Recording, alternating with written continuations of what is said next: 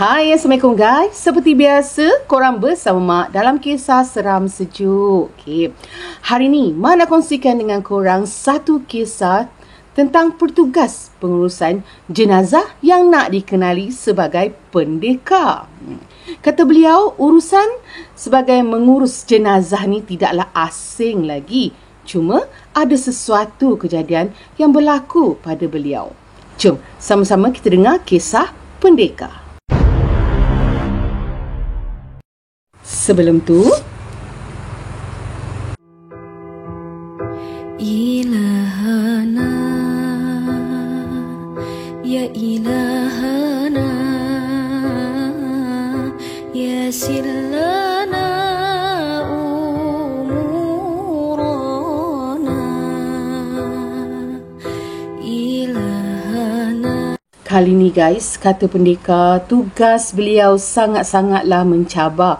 Walaupun dia sudah terbiasa dengan jenazah-jenazah yang diuruskan sebelum ni, cuma kali ni berbeza sedikit. Apa yang jadi di saat negara kita dilanda COVID-19 perintah berkurung yang lalu.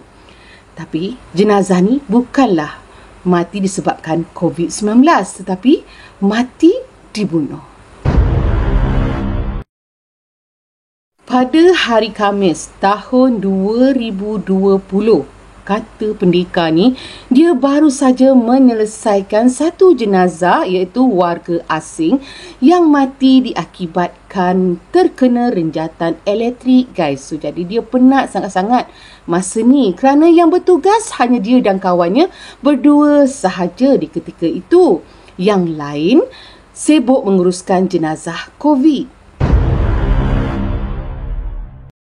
Tugas pun dah selesai, badan pun dah penat. So, si pendekar ni bersiaplah dengan kawannya untuk pulang ke rumah.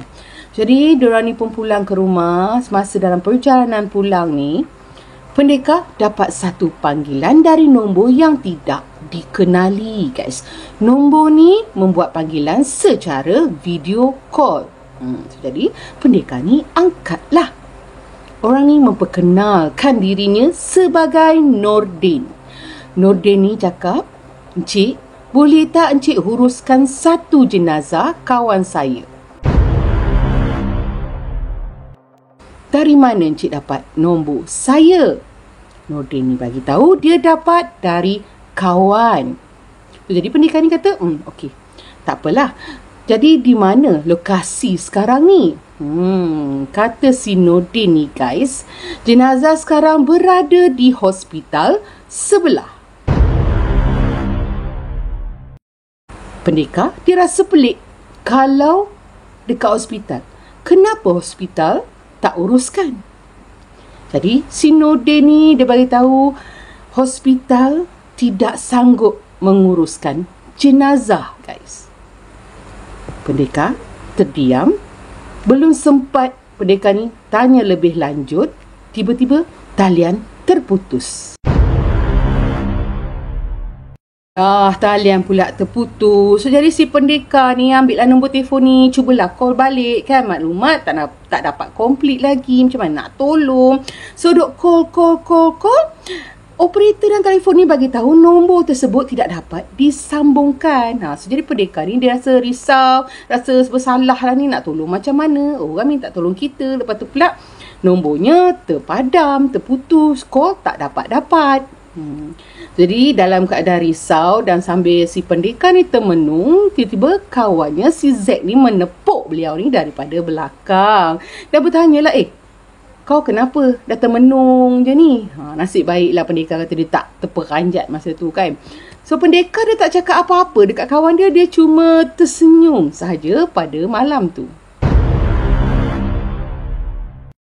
Sampai je dekat rumah, pendekar kata dia dapat lagi satu panggilan guys. Tapi kali ni daripada seorang perempuan.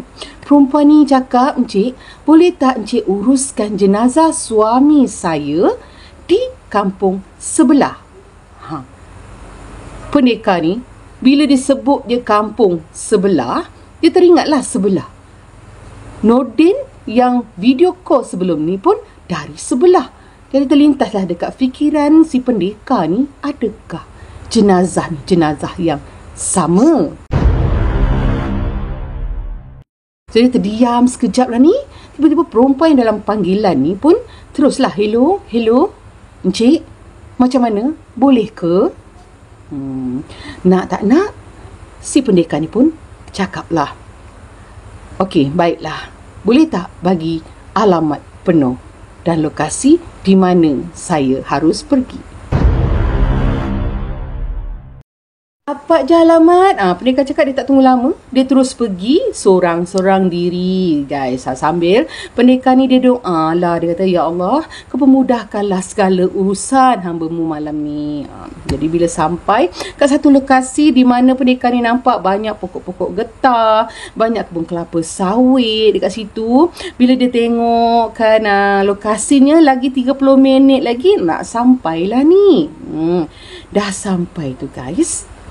Tak lama lepas tu, pendekar didatangi oleh seorang pakcik tua yang menanyakan pada pendekar ni, anak ni siapa ya?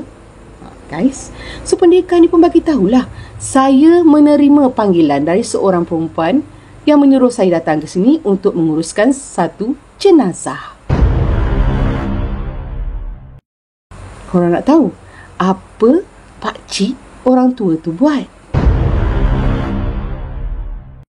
Pakcik tu, guys, dia pegang tangan pendekar dan bawa pendekar ni ke tepi.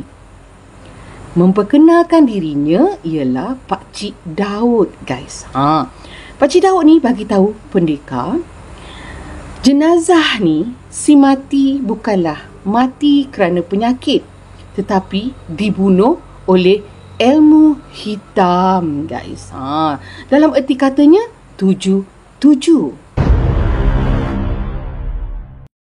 Pendekar dia tak kata apa, dia cuma diam dan menganggukkan kepalanya tanda dia faham. So jadi barulah Pakcik Daud ni bawa pendekar masuk ke rumah si mati. Sampai je dekat dalam rumah ni, guys, pendekar cakap, selalunya lah kalau ada kematian akan ramai orang-orang datang kan, orang-orang kampung, tapi dalam rumah tu tak ramai. Hanya ada segelintir saja orang dekat dalam rumah tu. Sampai aja dekat dalam, pendekar pun tanyalah Pakcik Daud ni, Pakcik tahu tak siapakah perempuan yang menelefon saya untuk saya datang ke sini menguruskan jenazah?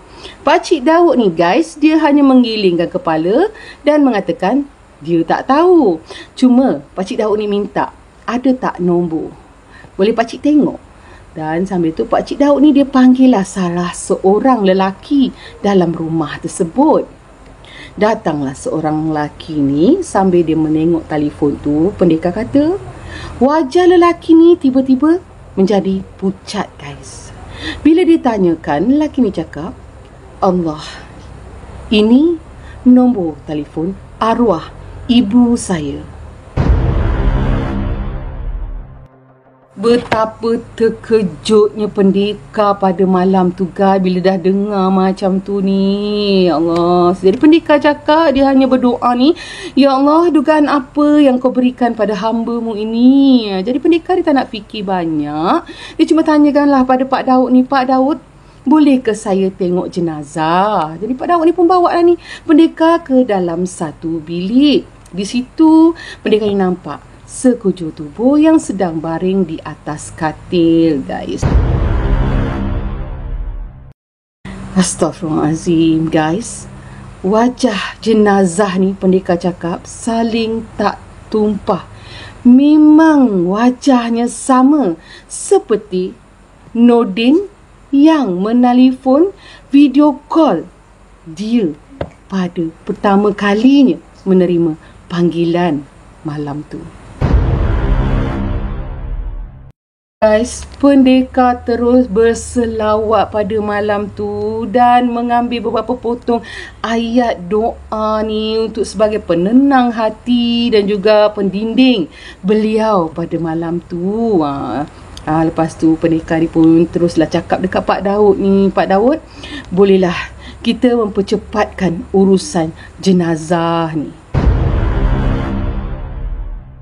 Alhamdulillah guys, jenazah selamat disemadikan, diselesaikan dengan sempurnanya pada pukul 2:30 pagi. Syukur Alhamdulillah. So sebelum pendekar ni nak pulang, dia didatangi oleh Pak Daud dan mengucapkan terima kasih banyak-banyak sebab sudi ni menguruskan jenazah tersebut.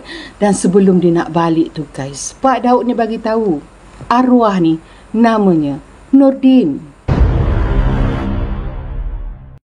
Allah guys. Jadi benarlah jika ianya sudah tertulis dan atas kehendak darinya, itulah yang terjadi dan itulah yang berlaku pada beliau di ketika itu. Mak doakan semoga pendekar selamat dunia akhirat dan dipermudahkan segala urusan. Terima kasih sangat-sangat sebab sudi dan mengizinkan mak menceritakan pengalaman pendekar ni. Terima kasih. Untuk korang semua, thank you sangat. Subscribe, thank you, supporter, follower yang bagi mak selalu kata-kata semangat ni. InsyaAllah, jika ada kekurangan, mak cuba memperbaikinya. So guys, seperti biasa, ada kisah, ada cerita, kita jumpa lagi. Doa yang baik-baik buat semua. Amin. Bye guys, terima kasih.